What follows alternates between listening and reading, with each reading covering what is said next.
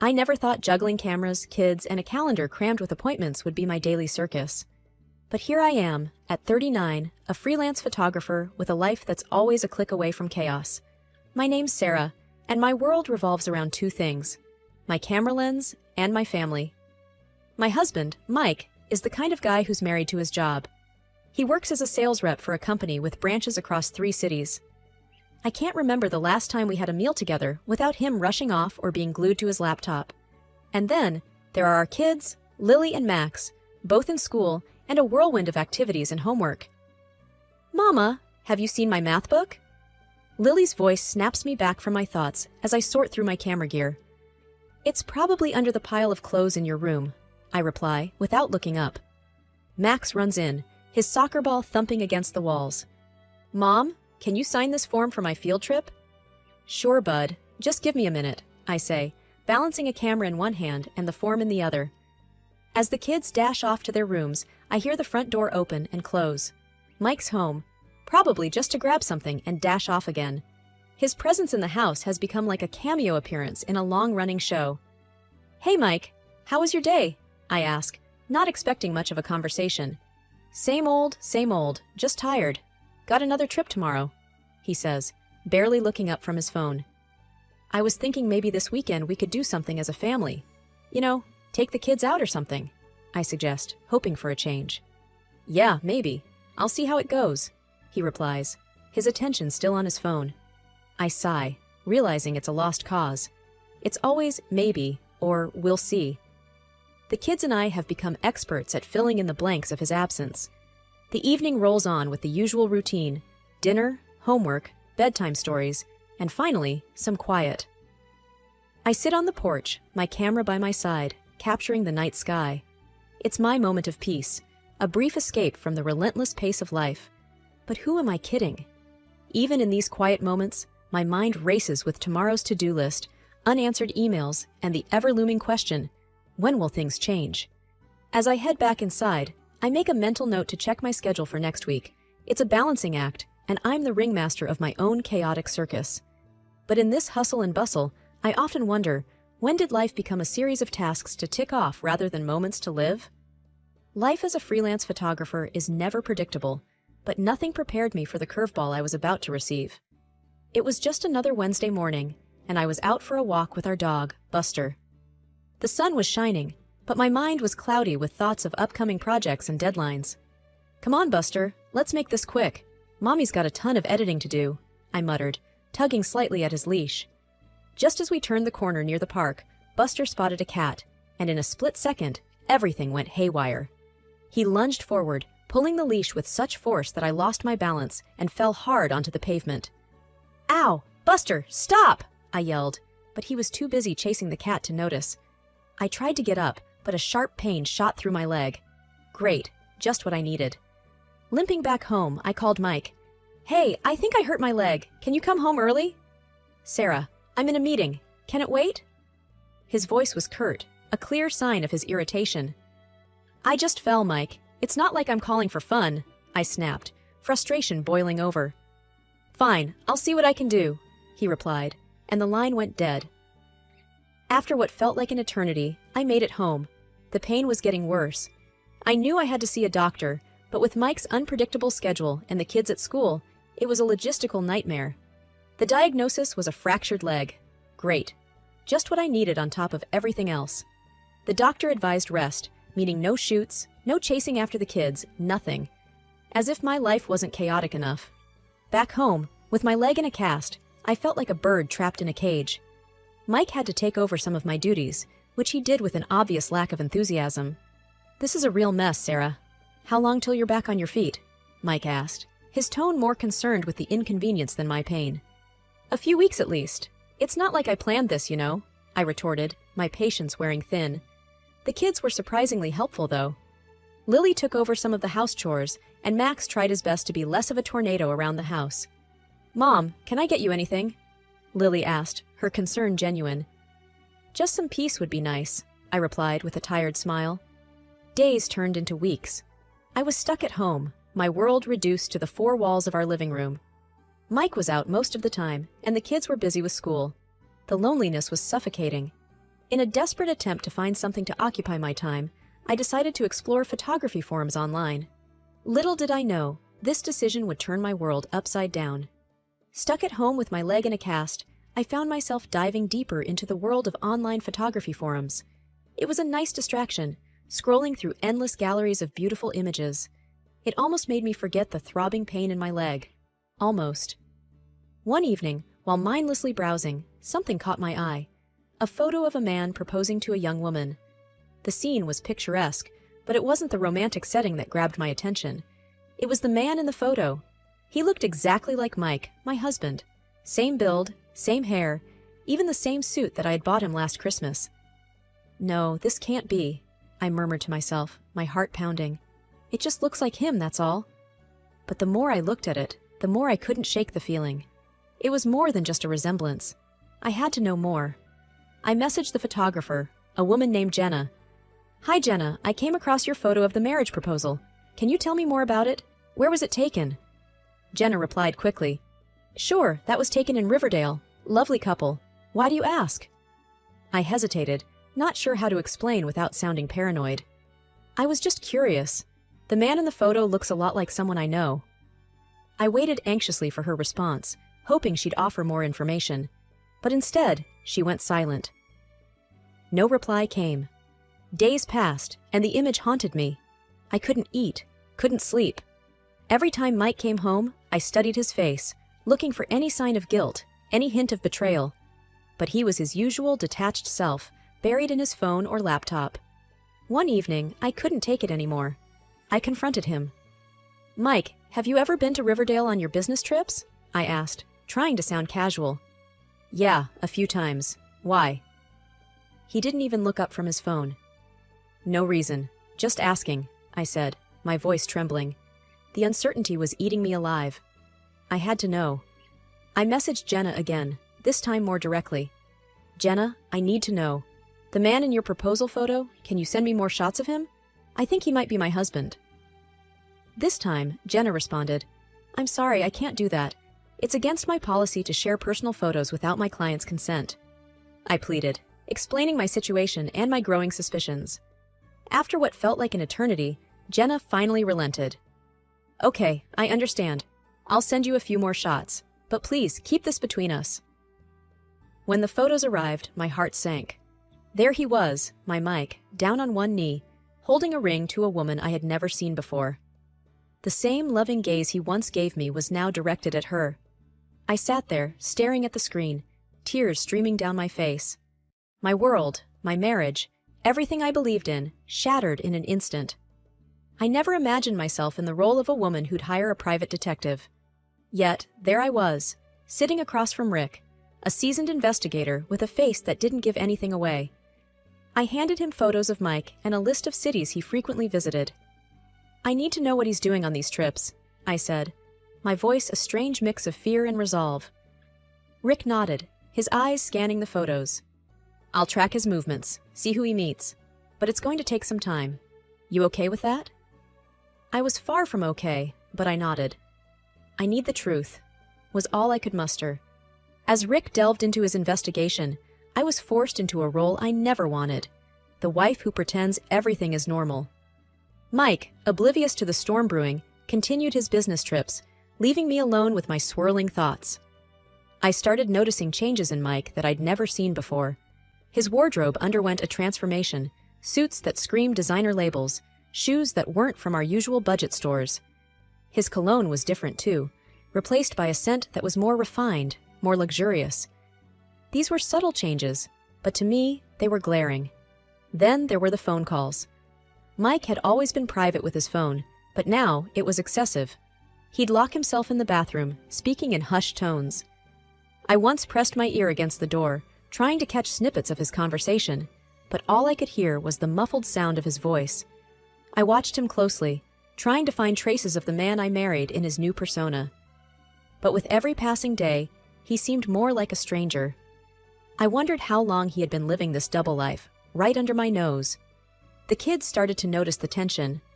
Lily, ever perceptive, asked one night, Mom, is everything okay with you and Dad? I forced a smile. Everything's fine, sweetie. Just a lot on my mind with work. But it wasn't fine. The man I shared my bed with, the father of my children, felt like a mirage. I found myself lying awake at night, staring at the ceiling, piecing together the lies and half-truths. One evening, as Mike prepared for another trip, I found myself watching him pack. He moved with such ease, a routine he had mastered. There was no hesitation, no signs of guilt. It struck me then, how easy it is to deceive someone who trusts you completely. I reflected on our years together, wondering when the lies began. Had I been naive, too trusting? Or had I chosen to ignore the signs, too wrapped up in my own world? Weeks went by, and Rick finally called. "We need to meet." His voice was serious, carrying a weight that made my heart sink. We met at a quiet corner of a nearly empty cafe. He slid a thick envelope across the table. "I found quite a bit. You sure you're ready for this?" I wasn't sure of anything anymore, but I nodded. Inside the envelope were photos, receipts, and detailed reports. Every piece of evidence was like a knife twisting in my heart. There he was, my Mike, but not the Mike I knew. In each city, there was a different woman, a different life. I felt a mix of anger, sadness, and betrayal. My mind raced with questions. How could he do this? How long had he been living this lie? I paid Rick, barely speaking as I left. Walking home, the envelope felt like it weighed a ton.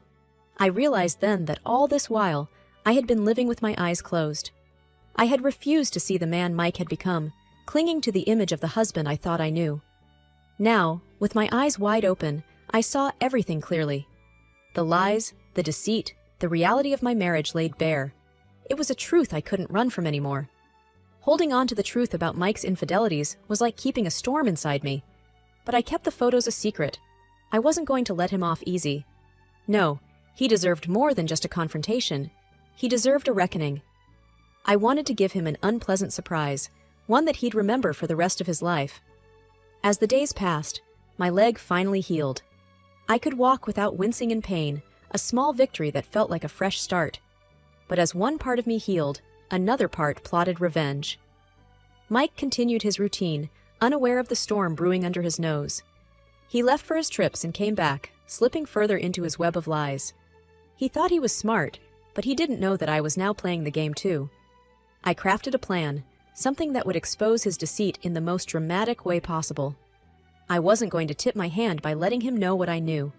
No, this had to be a surprise. I spent hours thinking, planning, making sure every detail was perfect.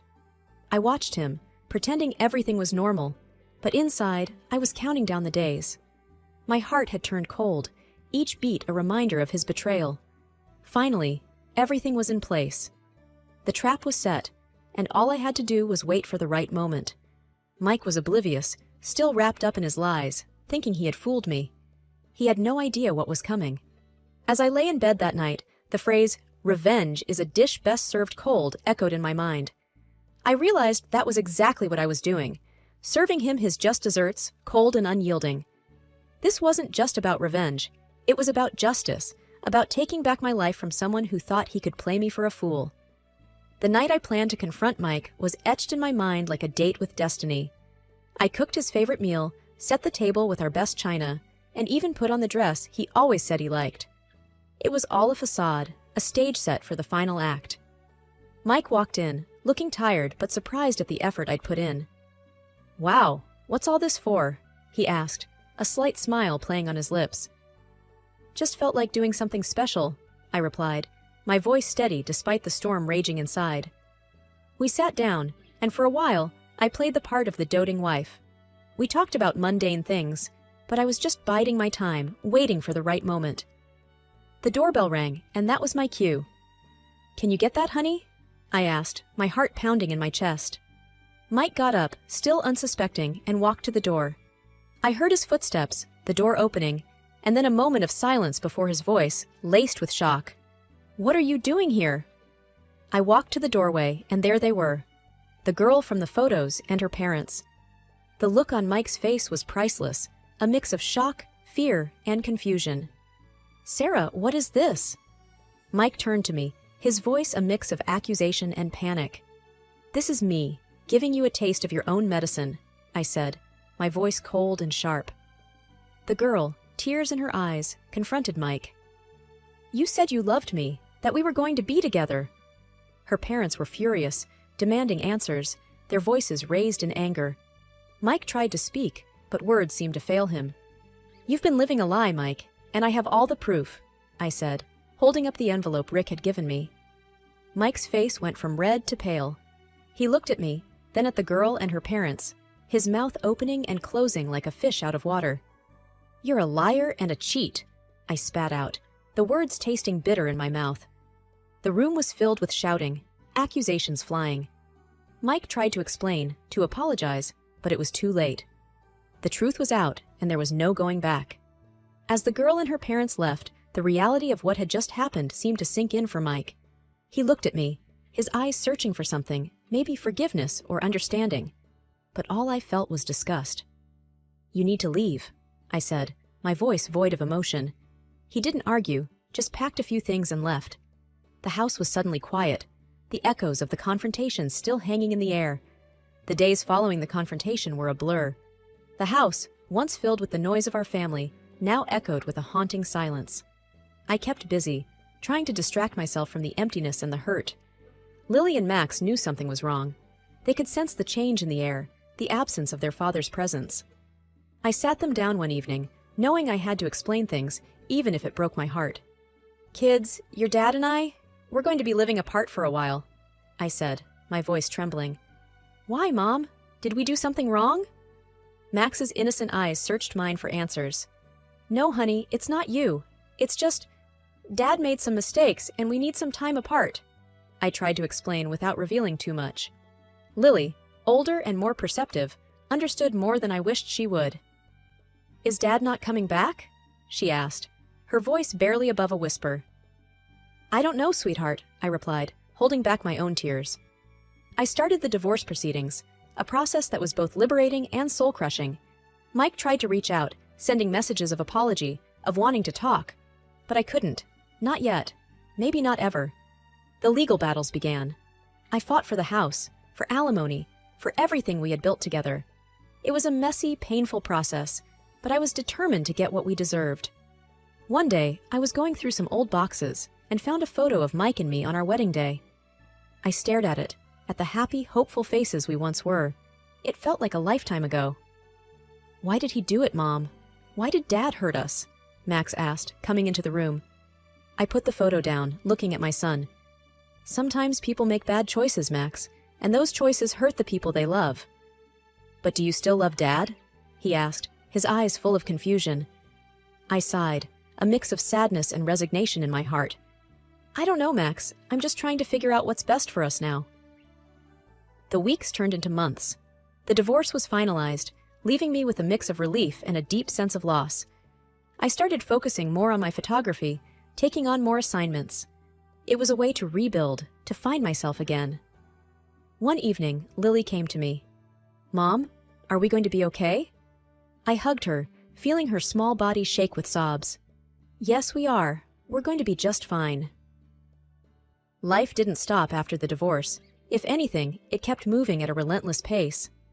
The kids and I settled into a new routine, finding our footing in this altered reality. We were a team, the three of us, facing each day with a mix of resilience and hope. As for Mike, I heard bits and pieces through the grapevine. His world, it seemed, was unraveling at the seams. The women he deceived banded together, filing a collective lawsuit against him. The scandal spilled over into his work, leading to a demotion. He was drowning in debts and legal troubles. But that part of my life was behind me. I had more pressing, more pleasant things to focus on. One sunny afternoon, while I was setting up for a family photo shoot in a park, Lily called me. Her voice was bright, filled with excitement. "Mom, guess what? I won first place in the art competition." "That's wonderful, Lily. I'm so proud of you," I replied, my heart swelling with pride. Max, too, was thriving. He had found a passion for soccer and was making new friends on the team. "Mom, you should come to my game this Saturday. I might score a goal," he said one evening, his eyes shining with enthusiasm. Life with the kids was busy, filled with school events, soccer matches, and art exhibitions. We were a tight unit, supporting each other through thick and thin. My photography business was also picking up. I landed a few big contracts, photographing events, and doing portrait sessions. The lens was my window to the world, allowing me to capture moments of joy, of life moving forward. One evening, as I sat editing photos, I reflected on the past months. The pain of betrayal, the turmoil of the divorce, it all seemed like a distant memory now. I had found strength I didn't know I possessed. The doorbell rang, pulling me from my thoughts. It was my friend and neighbor Martha, dropping by with some coffee and a friendly smile. "How are you holding up?" she asked as we sat in the living room. "I'm doing okay, actually. Better than okay," I replied, a sense of contentment washing over me. "That's great to hear. You know, you've really inspired me with your strength," Martha said, her eyes sincere. We chatted for a while, talking about work, life, and everything in between. It was nice to have a friend who understood my journey. As Martha left, I looked around my home, filled with laughter, love, and the evidence of a life moving forward. The hardships had not defined us. Instead, they had forged us into something stronger. Life was good, not perfect, but good. And for now, that was more than enough.